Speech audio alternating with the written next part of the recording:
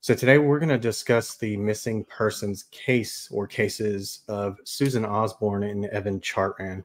And Susan and Evan, they went missing from their home in Holtville, Alabama on May 9th or May 29th of 2017. And after their disappearance, police did identify a person of interest. They collected a mountain of circumstantial evidence, but even with that, there's not enough to make an arrest. It's been over 6 years, and the family and friends are still searching for answers. God, that's sad. 6 years, man. Yeah. So Susan Osborne was a 42-year-old mother of two. Her family described her as independent and very private, but she did have very close relationships with her family and friends, I think. I think she was pretty close with some people. Yeah. Devoted mother, loved spending time with her children, and a lot of that time was spent at the lake fishing. Now, Evan Chartrand, I'm trying really hard to say that name. It trips me up, was Susan's 14-year-old son. He was said to be shy but sweet, hung out a lot with his friends. When asked about Evan, one of his teachers said, quote, "The world was truly a better place with him in it.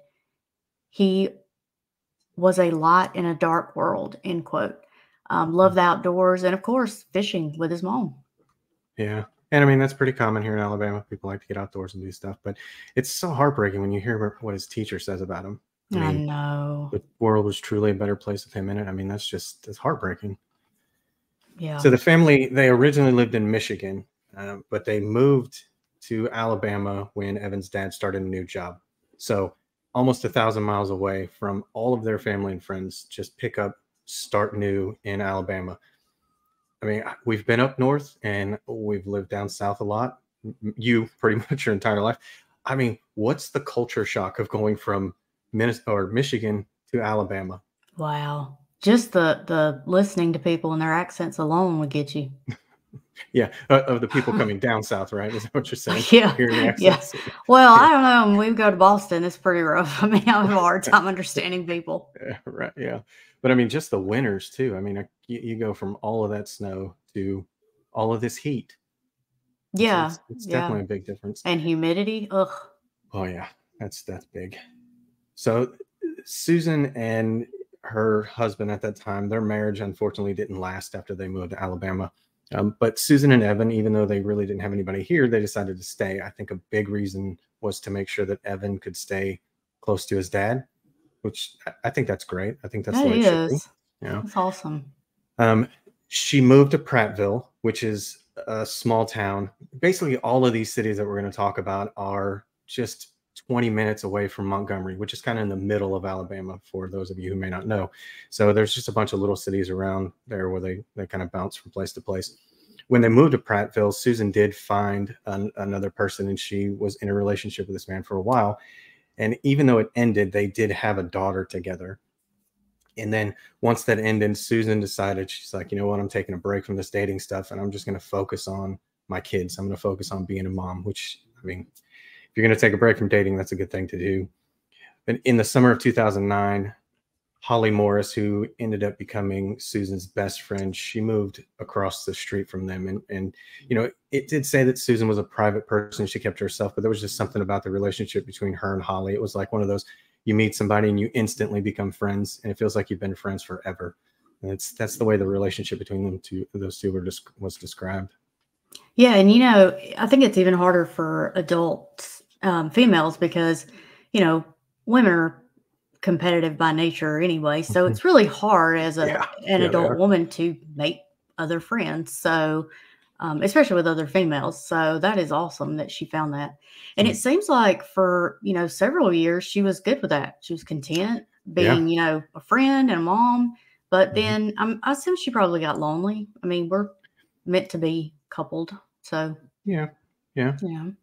So while at the lake fishing, she met Jerry Osborne. So Jerry was an Air Force veteran, and he quickly bonded with Evan. So, which, as a single mom, that's huge. I'm sure. Yeah, absolutely.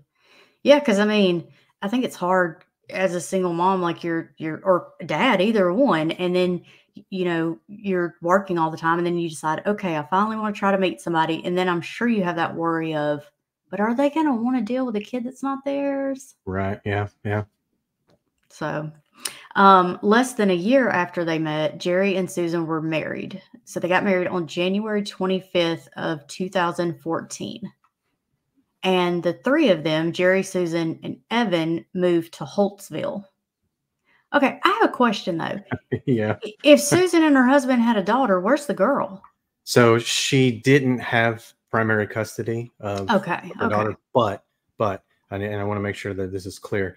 She spent a ton of time with her daughter. Her daughter came over and stayed weekends with them.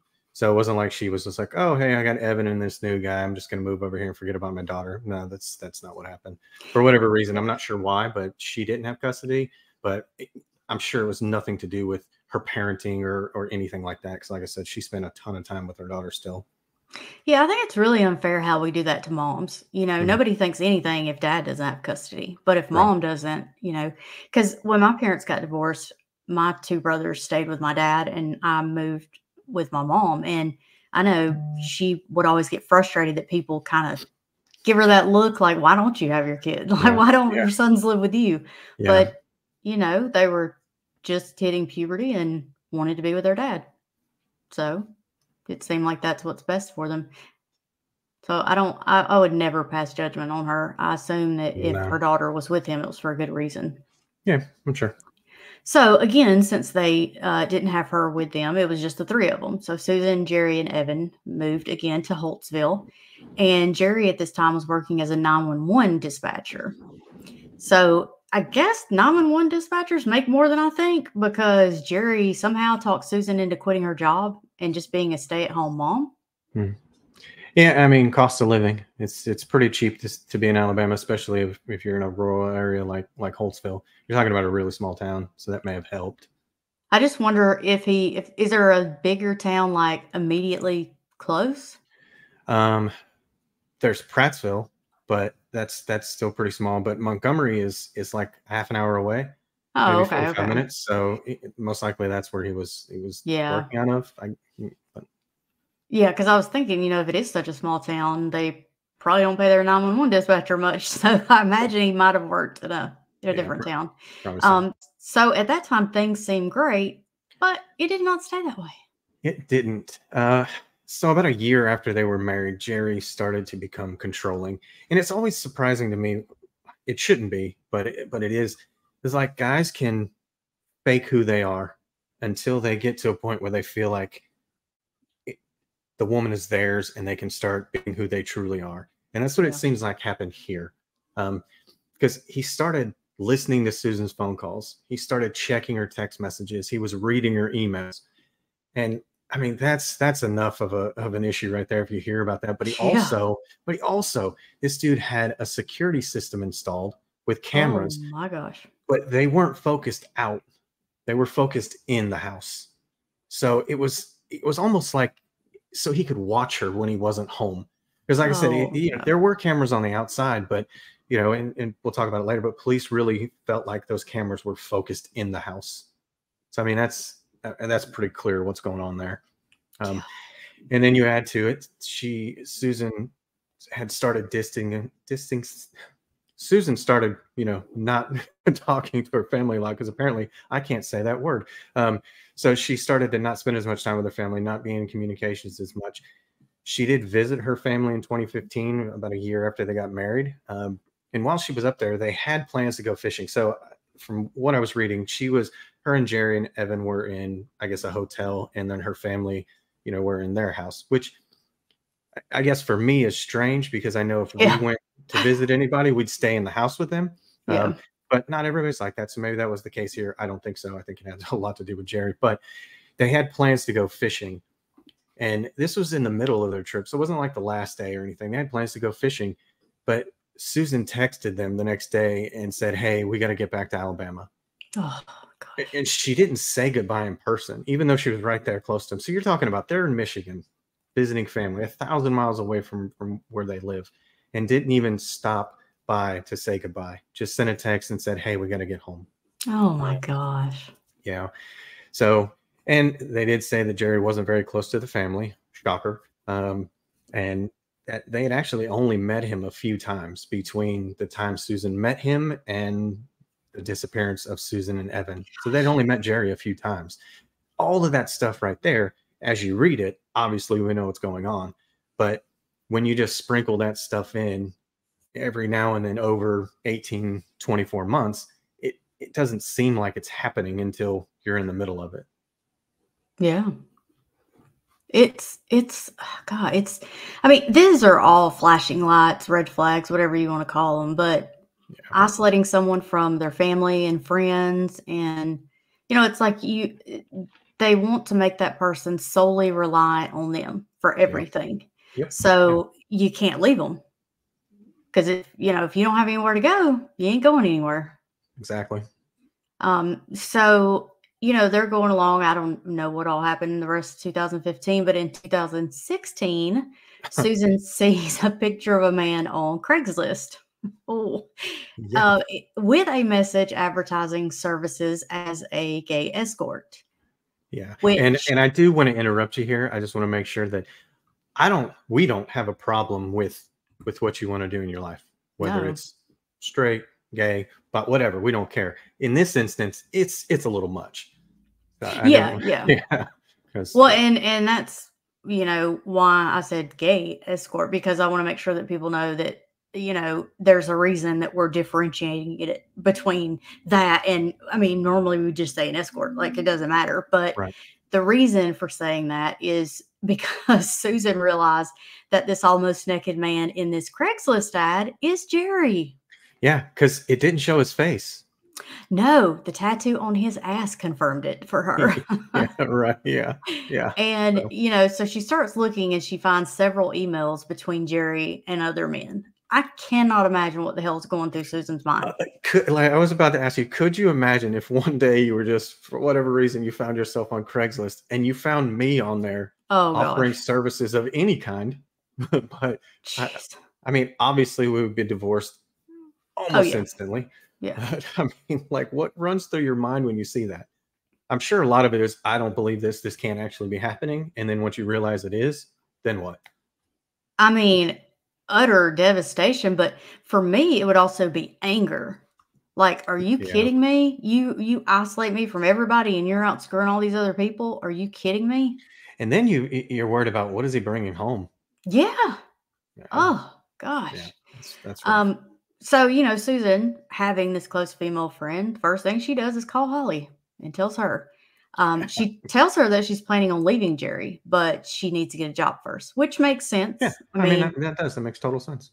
You see a lot of people do that when they decide to leave. They say, okay, I'm going to get a bank account they don't know about, or they'll find a friend that they can put cash at their house and they'll start, siphoning money out. I mean, you have to, when this person's made you completely financially dependent on them, you got to have your own finances now.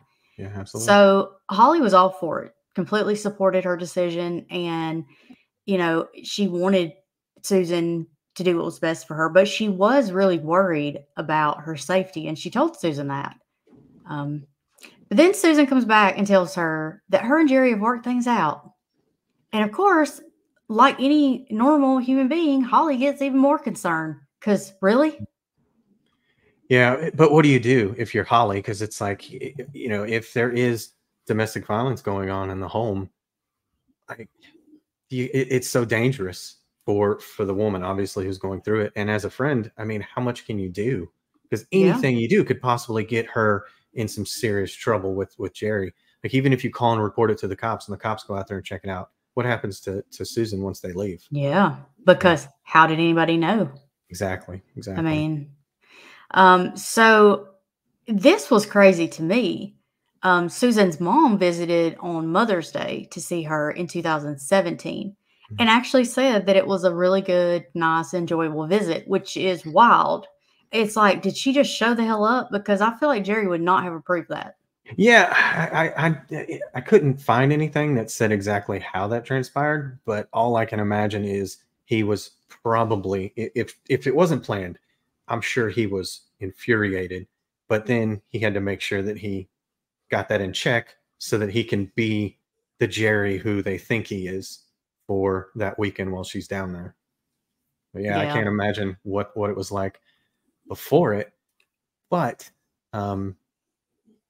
think it kind of goes into what happens next, because we're talking Mother's Day. So that's middle of May in 2017.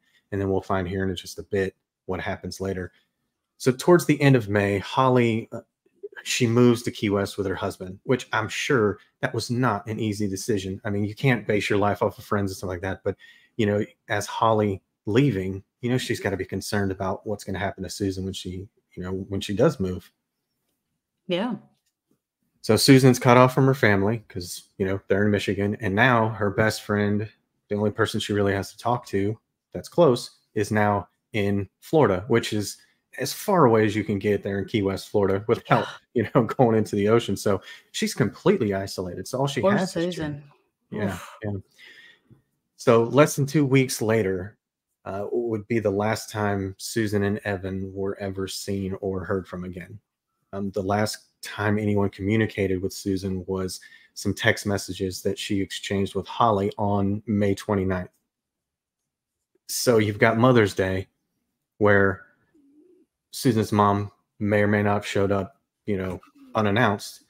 And then 2 weeks later is the last time anyone's ever seen or heard from Susan or Evan. I don't think that's a coincidence.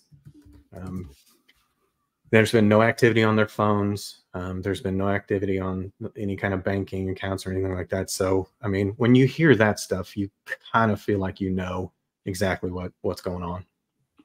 Yeah. So, and I looked it up. Mother's Day in 2017 was Sunday, May 14th. So the 14th to the 29th, that's what? 2 weeks? Yeah. Yeah. Gosh. 15 days later. Yeah. Jeez. So from that last time that anybody had seen or spoken to them, which is the 29th, and over the next 2 months, Holly and Susan's family, they're concerned. They're trying to, reach either one of them. There's no response. And then I'm sure what's going to be even more terrifying is in July, they're still trying to call and contact Susan, and they find out hers and Evan's phones are off. So, I mean, that's got to be just, I mean, your stomach is going to sink when you find that out. Yeah. I mean, they were trying to contact her so much that Susan's mom actually wrote and mailed her a letter. Like wow. It's, like the 1800s, I mean, that's that's pretty, or the 90s. right. But in today's world, I mean, that's considered a pretty extreme measure to try and contact somebody. But I mean, but as concerned as she was, I can't imagine how much worse it got when the letter came back undeliverable. Man. Yeah. But they still didn't contact the police because they wanted to respect Susan's privacy. And looking at it now, obviously, you're like, why did you do that? But in the middle of it, we did say that Susan was private. So I guess maybe that private. Well, and you're not thinking, I mean, it's not going to cross your mind that, like, you know what, she might be dead. Nobody's going to think that, or she might have disappeared. Yeah. You're not thinking that far, Yeah, because your mind doesn't want to go there. Yeah. But they didn't contact police, and like you said, they didn't do anything extra to try and contact Susan. I mean, they sent a letter. How much more could they do short of driving down there? But on the 29th of July, so it was exactly 2 months after the last time anybody had spoken to them, they did file a missing persons report with the Elmore County Sheriff's Office. And just a second, kind of break this up a little bit, but just want to say thank you for watching or listening. If you haven't already, please make sure that you subscribe to the channel or the podcast. And kind of like we said in the intro, our focus is to get these cases in front of as many people as possible. You always hear about that one person that had that one obscure, tip to police, and that's what, broke the case. So please be sure to subscribe and share this podcast with as many people as you can. Yeah, absolutely. So thankfully, we hear all the time that people try to report somebody missing, and when it's an adult, they get huge pushback from the police. They feel like they're an adult, they have the right to go missing, so they don't, get too worked up about it. But thankfully, the sheriff's office here took the report seriously, and they had officers out there within 2 days. So on July 31st, they go out for a welfare check. But, we say fast, but like 2 days later, it took you to go to the house. and do a Yeah. welfare check. Like, I mean, yeah, I guess. I mean, Yeah. I mean, that is a that's long that time. ain't that quick. So they get out there, and of course, Jerry's sketchy ass starts with this, sneaky behavior, acting odd. Mm. Police see Susan's vehicle in the driveway, which is weird. I Yeah. mean, where is Susan if her car's here? So the police go to the door. They do talk to Jerry. Now, when he opened the door, officers immediately noticed the strong smell of incense, which does not sound good. It does not. No. So they, I guess they comment on it, and Jerry tells them that he was cleaning. Okay. Sure, Jerry. I bet you were.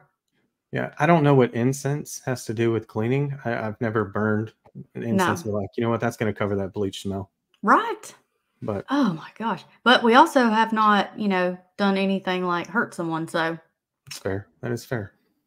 now, if that isn't, sketchy enough that you're like, oh my gosh, what was he cleaning? They also noticed that there's a fire going in a barrel in the backyard. That is never good. No. Because what the hell is Jerry trying to get rid of by fire? Now, I will say in the South, and I don't know if it's in the North, but in the South, people burn stuff all the time, but not after their wife and stepson go missing. That's when it gets to be really sketchy. Although I will say this, if she went missing a month before, would he not have, if we're thinking that he killed her, would it not have been then? So like, why would he be burning stuff a month later? Yeah, I mean that is something that kind of crossed my mind because it was 2 months after. Yeah, But I mean, people do some pretty sick stuff. they So do. there's no telling why it was 2 months later. Yeah. So the deputies do ask Jerry about Susan's car, and he tells them that they had a huge argument on Memorial Day and that Susan and Evan left with some guy in his truck. Now, really, do we think Jerry's letting her leave with any male or anyone? Yeah, I don't know how we're having a big argument. Let me take the time to call this random guy to come pick me up. And how does Susan know any guy? Right. She's Like, being she's monitored there at all now. Yeah. times. Yeah. I mean, Yeah. Jerry ain't letting her meet nobody. Nope. So, they try to call Jerry's bluff. They're like, all right, describe him to us. Well, Jerry, he's quick on his feet. He makes some shit up. So he tells them the guy had a beard and was wearing sunglasses. So about 6 feet tall. But Jerry also says the man never got out of the truck. So how in the hell did he know he was 6 feet tall? I mean, like, how would you even know? Yeah, he measured his shoulders to the top of his head based on the window. Like, right? Yeah. Like, how are you? I mean, yeah. God, Jerry, come on. So Jerry said that while he was visiting his parents, that Susan and Evan came back to get all their belongings. First of all, how's she going to carry her belongings anywhere if she didn't take her car? Where her and Evan rode back and just walked off with their stuff? Yeah. That Or they doesn't came make back. sense. They came back with random truck guy. Oh yeah, okay. Mm. And when is Jerry letting Susan and Evan get out of his sight while he's gone visiting people? Right. Come on. I mean, that's the reason the cameras are there. God. And then he says that he had to repaint because when Susan was there, she spray painted vulgar messages on the walls. Does anything about the person Susan was scream vandalism to you? No. Really? I could see somebody losing their mind in the middle of an argument and breaking something or, throwing something like that. But you don't like come back strategically when he's at his parents' house and then spray paint the walls. Like if what he says is true, which I don't believe it is, but let's pretend like it is. Like she would be so worried about him being there that I don't even see her going back for anything. No. Just kind of like, I'm out. I'm just going to start over. Not going back. Definitely not going to go in there and start spray painting walls and everything else. God, no. No, she would have been so scared of him. She would just be trying to get out as fast as possible. There's not going to be any stopping, even if she wanted to spray paint any of that stuff, because she'd be scared he'd catch her. But also because she'd be scared of what is he going to do when he gets here and finds this. Nobody's trying to poke the bear. Right. It's just ridiculous. It's so ridiculous. And I'm sure she doesn't want to put Evan in a position where he could get hurt. Exactly. So needless to say, the police are extremely suspicious of Jerry's sketchy ass. Mm. So they decide to call Holly to get more information because who knows her better than Holly, you know? Right. Now, after speaking with her and with what they found at the home, the incense and the burning in the barrel and all, they decide to secure a search warrant and came back to the house the same day. Which, I mean, it kind of tells you that like they were legit concerned. They come Yeah. back the same day. I think they should, but not every department has the capability to do that. But I mean, that kind of tells you what they were Yeah. dealing with. So during the search, ton of stuff that they found, but it's all circumstantial, which is unfortunate. But when you build everything together, it's hard to get any other direction than Jerry. So let's go through the stuff that they found. Obviously, the burned barrel in the backyard. That's immediately concerning. Jerry had told police, that Susan and Evan, like we were saying, came back to get their stuff. Well, Jerry later admitted that, oh, well, that didn't actually happen. Well, she didn't come back and get all her stuff, some of it, and he had to burn the rest of it in the backyard. I guess that, including what? Including Evan's bed. Oh, wow. Yeah. So if it was all that stuff, I guess that could answer why it took 30 days to burn all of it. Yeah, I mean, that's He's fair. just out there burning everything of theirs, I bet. Yeah. I mean, and I could maybe get behind a little bit that they left some stuff behind, so you wanted to get rid of it, so you burned it, which is a crazy way to get rid of it. But anyway, once you're like, no, I burned his bed too, I feel like that's something they'd come back and get. Yeah. And leave with. That's not something you leave behind. Yeah. But inside the house, these improvements that he made, Jerry had removed the hardwood floors and laid carpet, which is about the most backwards thing that you can do nowadays. Right. Take hardwood up and put carpet down. Yeah. No, nobody's doing that. No. A large portion of the inside of the house had been painted. Now, Jerry, obviously, he's going to say, well, that's because Susan came in and vandalized the house. Nah, I don't think so. That doesn't make sense. Because when police used luminol in the bedrooms and the bathroom, they found a ton of blood evidence. Police described it as a slaughter occurred in the house.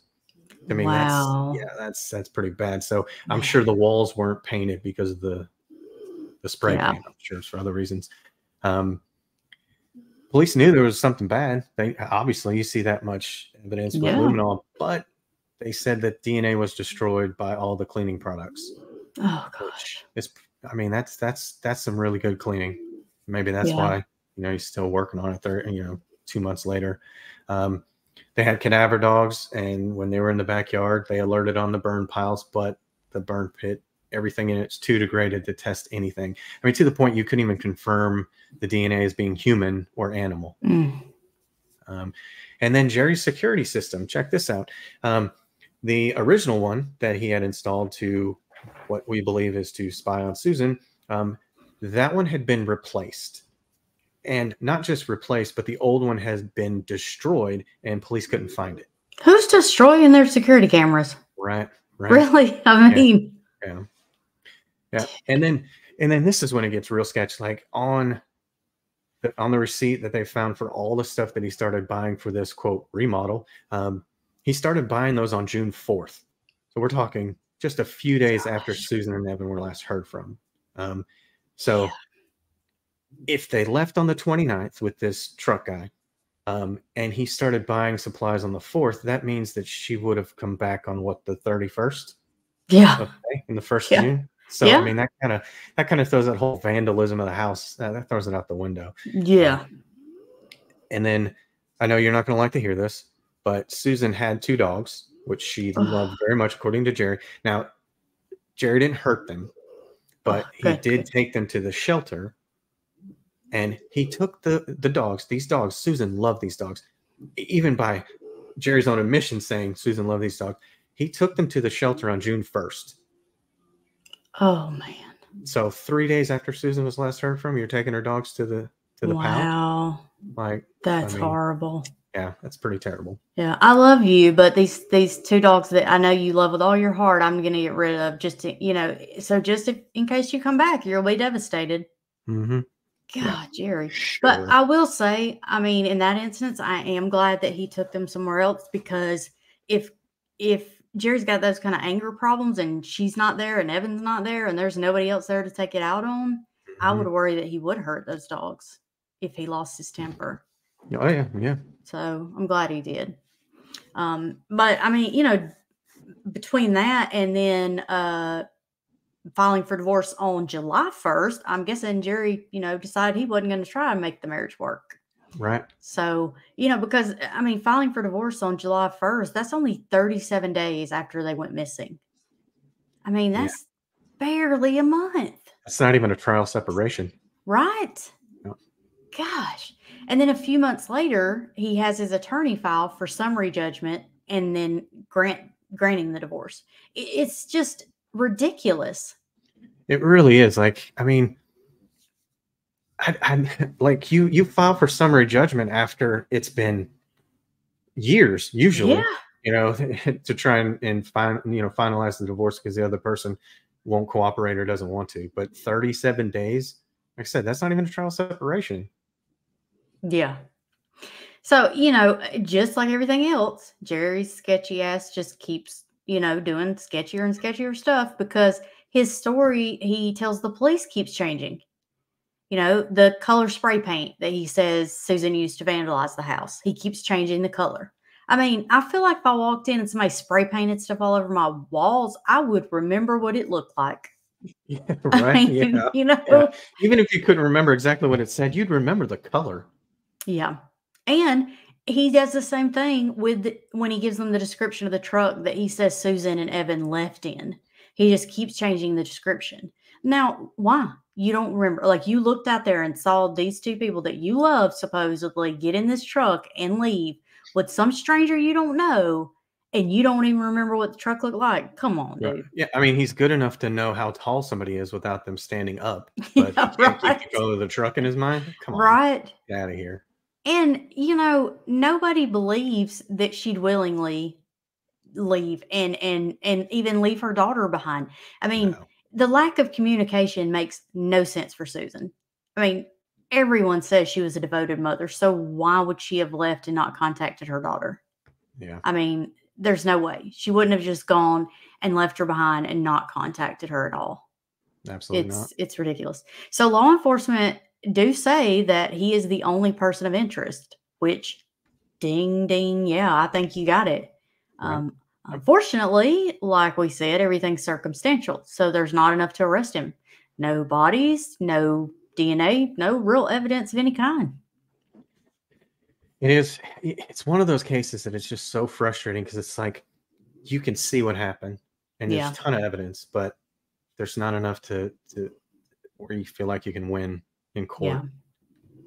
So since then, Jerry has sold the house and he moved to Prattville not long after that. And like we talked about, Prattville's not that far away, probably 15 minutes or so.